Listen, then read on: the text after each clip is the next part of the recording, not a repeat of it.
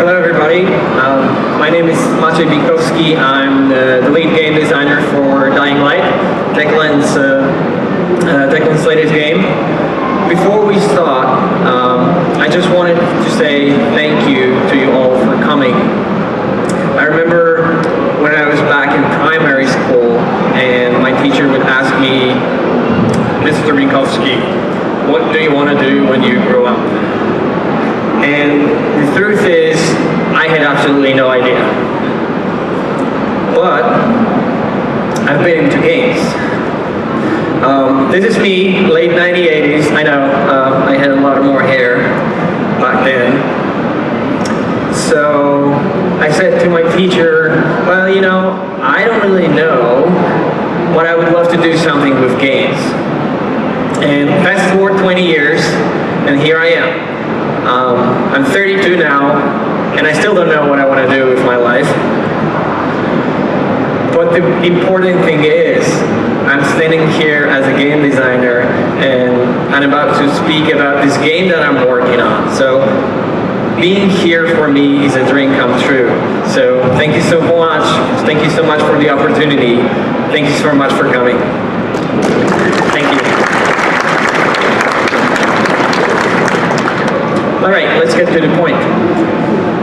Techland has been developing games for over 10 years now, and it's mostly known for games like the Call of Juarez series with the latest installment Gunslinger, and of course the open world zombie game Dead Island, which I was lucky enough to work on as an associate producer.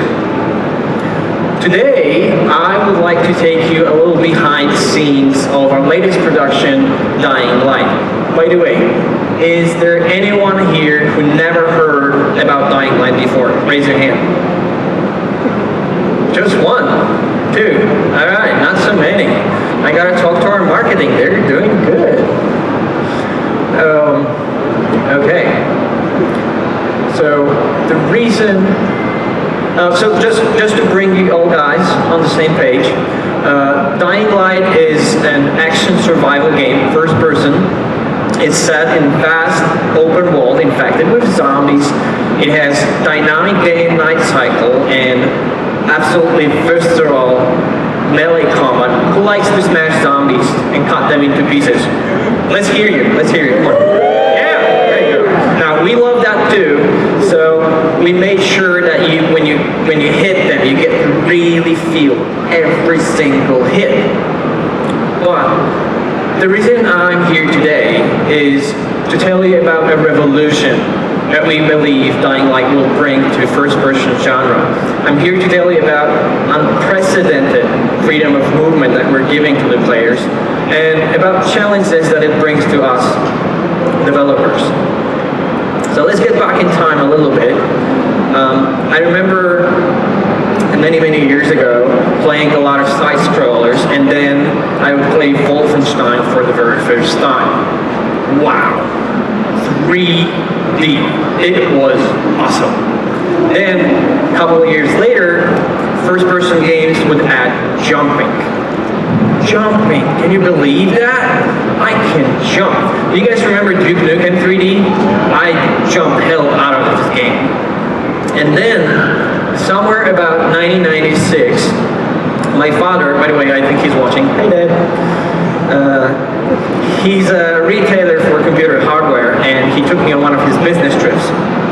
And as he was conducting his business, I noticed that in one of our distributor's office, they had Quake installed. So as I was waiting, I got to this machine, and let me tell you, playing Quake for the very first time, it blew me away. It was so real. I mean, the game was so intense. It was like a next step in the evolution. And playing it was so intense that I felt my whole body is burning red. I played maybe for 15 minutes, and then my father came back and looked at me and was like, "Are you okay?" I wasn't okay. My whole face was red, my hands were shaking. Oh my God, it was the best game ever. You can imagine the whole way back, I was like, Dad, I really need this game. It's so cool, I need it. And since that time, a lot of great games showed up. But somehow, in the process, a lot of first-person games went from this to this. Right now, we're in a roller coaster, and all we can do is just push forward. And to make things even worse, they give you this really amazing guns, and you can make huge explosions. And on top of that, they give you breathtaking, really stunning cinematic sequences to look at. But on the other hand, you cannot climb a simple fence or jump over a wall. And sometimes it's knee-high. And come on, it's ridiculous. Knee-high wall, my grandma could jump over that. So when we started working on Dying Light, we sat down and we started discussing what we would like to see the next in open world game. And one of the most recurring topic was freedom of movement. A lot of people would say, you know what, I want to get over that freaking fence. I want to be able to jump over a wall. I want to get on this building, see what's on top. I want to play the game my way. And so we set ourselves a number of goals, which is everything that looks like you can climb it, you can. No invisible walls. In Dying Light, the whole world is your playground. And so we started building prototypes, and after number of iteration, this is how Dying Light map looks. This is a top-down view, and it's only part of one of the maps because it's so huge that I wasn't able to fit it into the screen. So you get to choose where you want to go. You decide how you want to get there. You are in total control. And what's important about it, all maps are open vertically. So that means we're giving you unprecedented freedom of movement. We believe Dying Light is a next step in evolution of movement. And we also believe that the rest of the games will soon have to follow. And this is because once you spend a couple of hours in a game that allows you to traverse completely free, you can never go back. It's just impossible. You just feel so restricted. So, what does it really mean? Or perhaps I should say, for you, players, why should you care? So, I'm going to give you 3 reasons. First one is, in Dying Light, just going from point A to point B is an adventure. You see, we're not restricting you at all. So here what happens.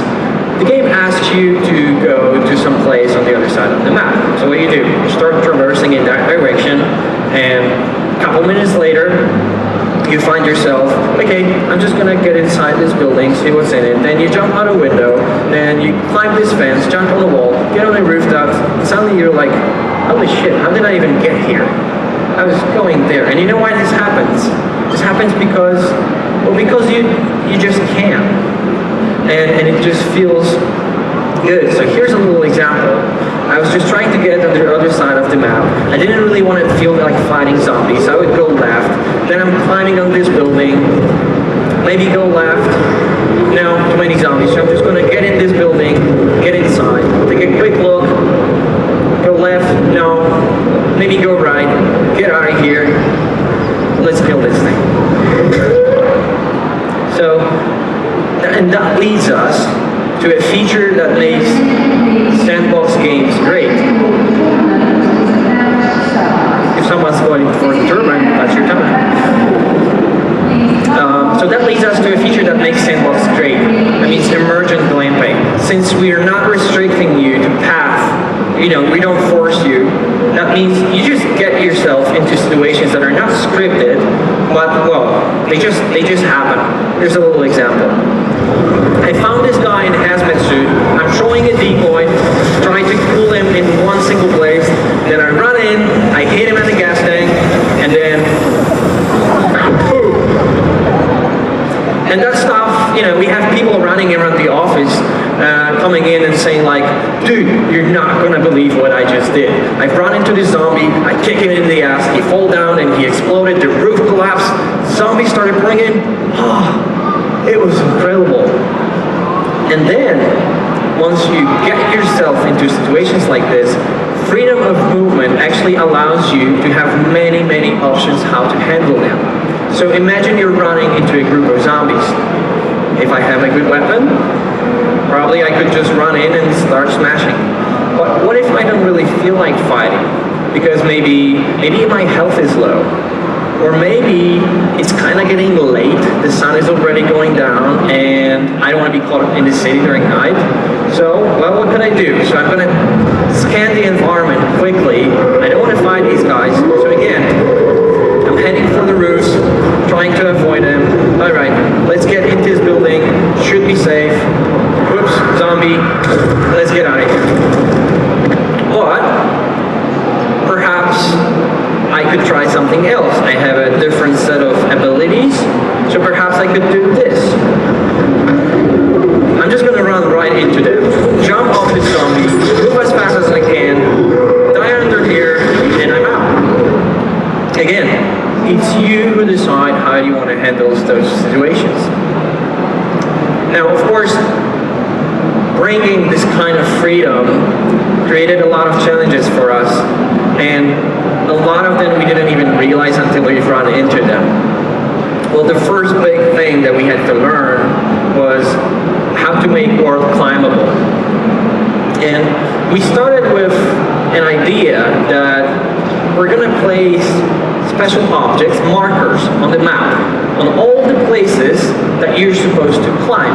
You see, we thought that we need and we want to control where the players can go. What we realized really, really soon was that we ended up with about 50,000 objects like this on a single map. And 50,000 wasn't enough. It wasn't enough to pull all this spots that you can climb. Now, imagine managing this, trying changing something in the world or in the objects themselves. 50,000 is a mess.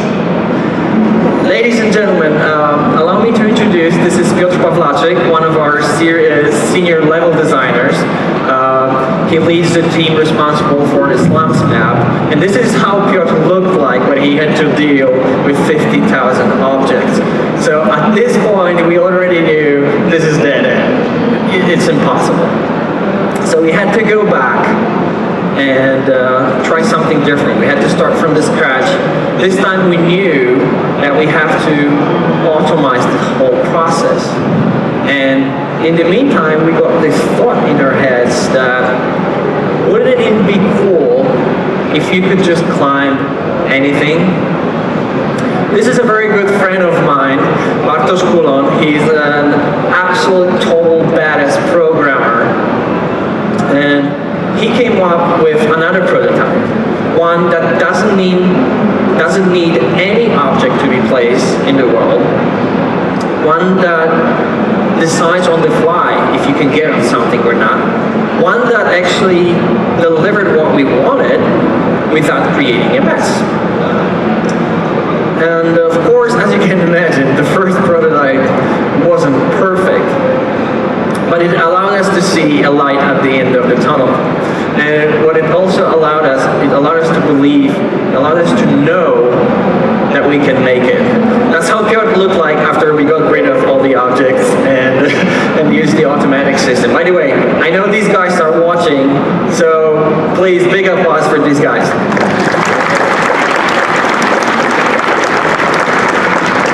Thank you. All right, so we've learned how to allow you to climb. Next big lesson was we had to bring the action to the roofs. You see, in a regular first-person game, a roller coaster kind of game, pretty much all that you see from buildings, from the environment, is just a facade. You know, it's like a movie set. It's very nice up front, but there's nothing inside, there's nothing behind it, there's nothing on top of it. It's just all empty and it's made out of wood. So But we decided to allow you guys to go wherever you want. So we had to make sure that once you get there, there's actually something for you to see, something for you to explore. And so we had to create the locations in a way that once you get on the rooftop, there's actually something for you to see. Hey, I want to go there. There's actually something for you to loot. And then we also had to adjust our AI. So, because they need to be able to challenge you even if you run to the roofs. So here's a little example. It's nearly sunset, so as you can see, you don't want to get caught. There's plenty of places where you can try to run. There are enemies that you can tackle. There is fun on the roofs. Last but not least, we had to learn how to make you feel badass. And what I mean by that, we want to create an experience of you being this badass free runner. And that means we want you to experience being fast and being agile. How do we do it? Well, we started with this idea that perhaps if we put a camera on an actor and then ask him to run around, climb stuff, we'll be able to take the recording and just transfer the movements into the game. What happened was it just doesn't transfer. The camera doesn't really reflect the experience that you have when you're moving fast, when you traverse at high speed, when you do all that free running stuff. So we had to go back again, start from the scratch, and this time we made handmade animations. All that, camera rolls, everything to make you feel that you have weight.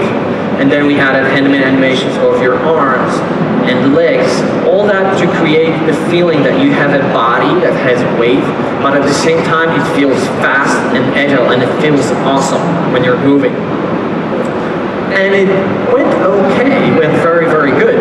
But in the process, we discovered yet another challenge. It seems it's pretty easy to get sick when you're playing fast-paced game. You see, when you move around in the real world, your brain gets at least two signals.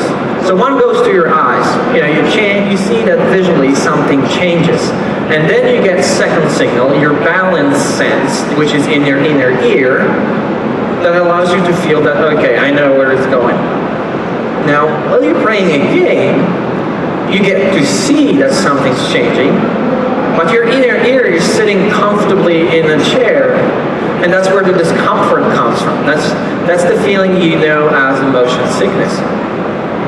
So, one more time, we had to go back, we had to look at our animations in slow motion, and we had to find all the places where the animation would be too dramatic.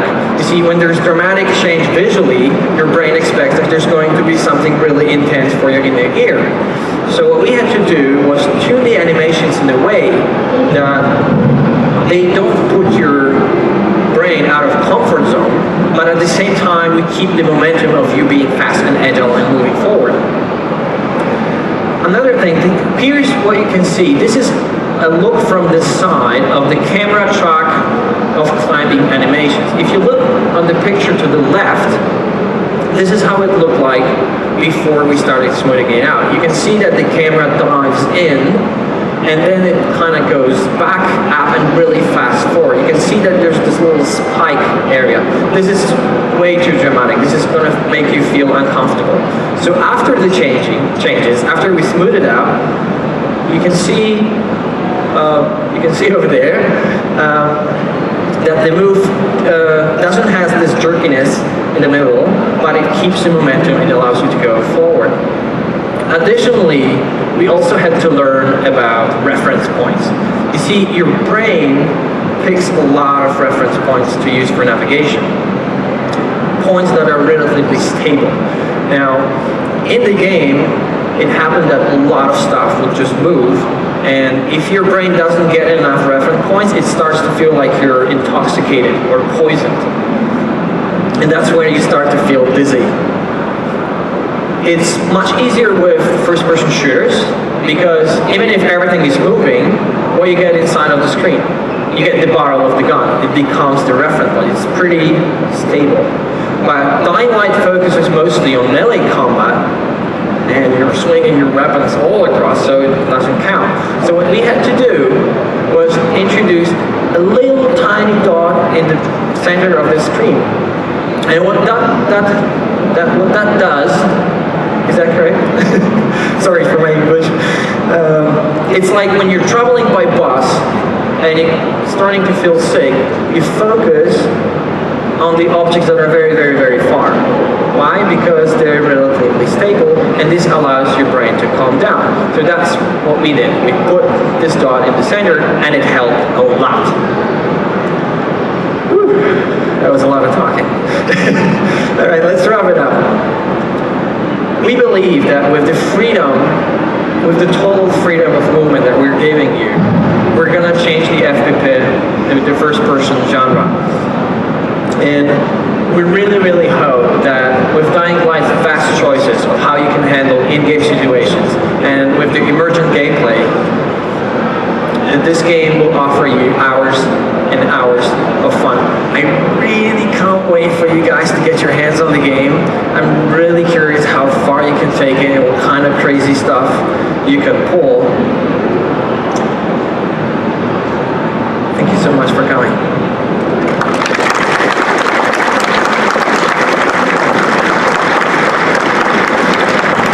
Cool, so if anyone has a question for Maciej, just come up here and queue up and we should be able to get through a few. I'm shy. Cool, here we go. Hi. How you doing? Too close? Yeah. I know this is probably more of a programmer's question, but when it comes to the dynamic climbing, how did you actually get around that? Well, all I can say is that we developed a system that on the fly checks the environment and based on a set of rules decide if the object is climbable or not. Now, I'm not a technical guy, so all the nitty-gritty details are the secret of my friend. He's the man behind the system. So I don't know if this answers his question, but kind of.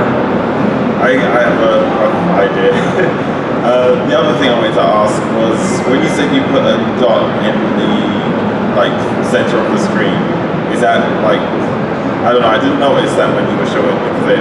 Is it literally just a really small dot in the distance? Well, all the movies didn't have the dot because I disabled the HUD. But when you're playing, it's like a bright dot that you can see on the screen. And that allows you to focus. You have a stable point for your brain of something that doesn't change. Alright, thank you. Thank you. Hi there. My question was that you said earlier that there was a situation one of your colleagues was in when he was playing about he blew up a zombie and he blew up the roof and stuff. Does that mean that your entire surroundings are destructible? I didn't. Did I say anything about destructive environment? You said that he was in a fight with zombies. One of them blew up, yeah. the roof blew up, and zombies caught in. Not the whole environment. There are certain objects that are destroyable. Okay, that was my main question. I did want to ask, all the buildings going to be accessible as well? You can get in every building sort of thing? Yeah, if there's something there that you can grab on, then yeah. Cool, thank you very much. Have mine, don't worry. Hi, I'm not sure if this is something you're going to be able or willing to answer, but do you have a release date or some sort of schedule that you're trying to keep to, like a quarter of the year or anything? I was expecting this to be the first question. Yeah, I was amazed I had to queue up to ask it. I couldn't be first up. Yes, we have the schedule, but at this point I can't give you any update on the subject. Sorry. How about information on when you're expecting to release a release date then? That's a good one. That's a good one. Unfortunately, sorry, no update. Okay. Okay. Just two quick questions, really. You talk about the future of first person simulated sickness. Are you planning to support VR officially, the Oculus Rift, the Sony Morpheus? At this point, I can tell you this. We already showed Dying Light playing on VR, and people enjoyed it, and that's all I can say. Fair enough. The last question is related to the Valve initiative with SteamOS. Do you plan to support Linux or SteamOS through this? I know your game engine supports Linux, so... That's a very good question, and to be honest, I don't know.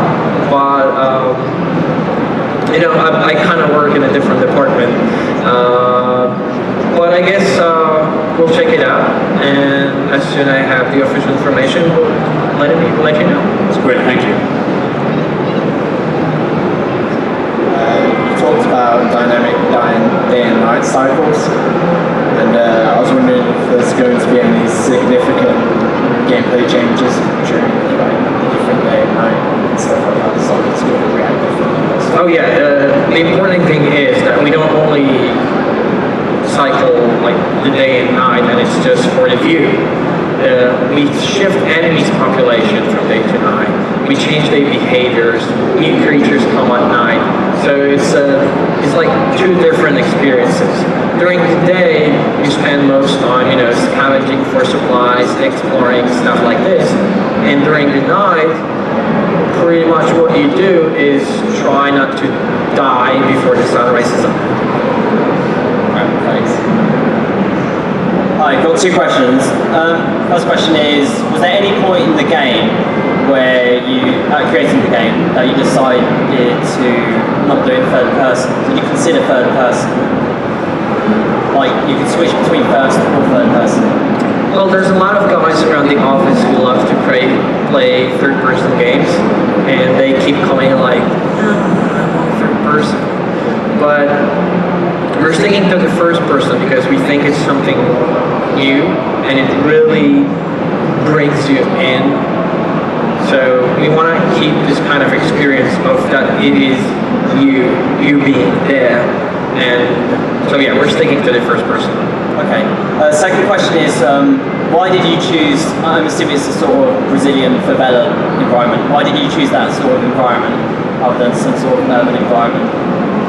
Well, we were looking for an environment that would allow us to really use the potential to move around the environment, and having something so vertical just allows us to have a really, really cool playground. Okay, so you didn't think of jetpacks or anything? That not suit your game? Oh, we thought about jetpacks. Time for. Jetpacks are awesome. Yeah. So we did think about jetpacks, but that's it. We did. Okay, right, thank you. Okay. Hi. Going back to those collapsible roofs, is those kind of environmental changes static, so they'll stay broken as opposed to just repopulating next time you run through that section of the map? They will stay broken for a certain period of time, and eventually they will respawn.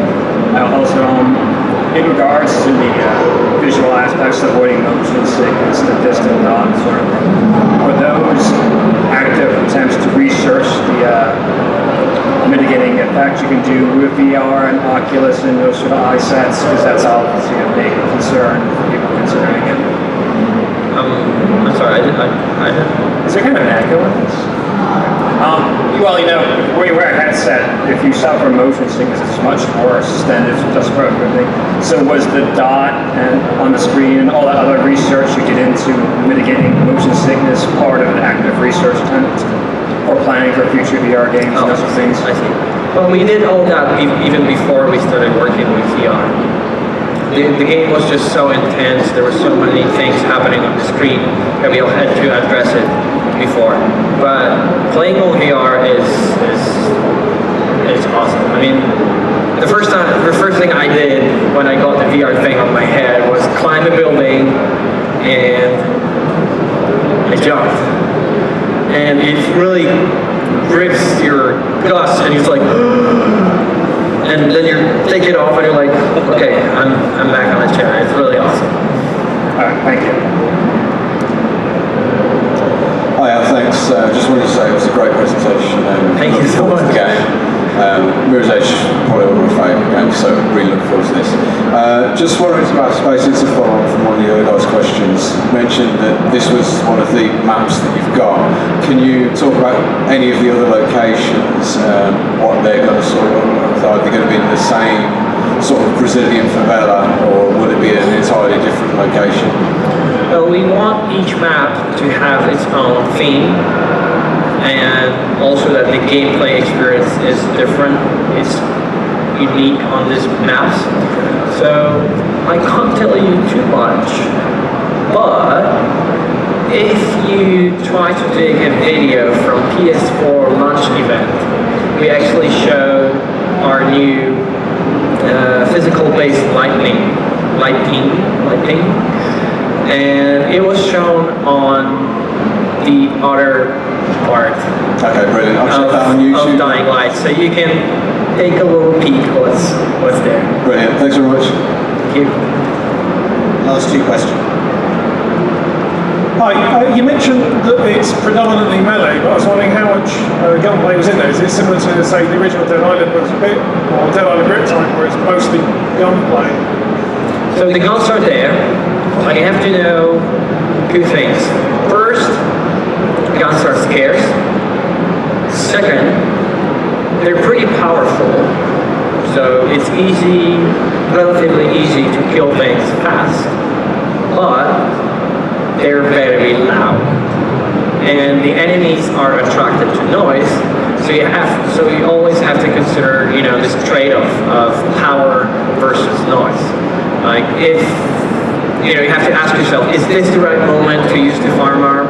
Because if I start shooting, I can get a lot of them on my head. So perhaps not. On the other side, you're just going to say, screw it, I need to kill it, and then I'm going to run away. So mostly it's when you start using guns, that means you gotta keep moving, because they're gonna come and see what was making the noise. But if you're clever, you can actually shoot a number of guys and hide and see as they're coming and trying to investigate what was happening. Okay, great, thanks very much.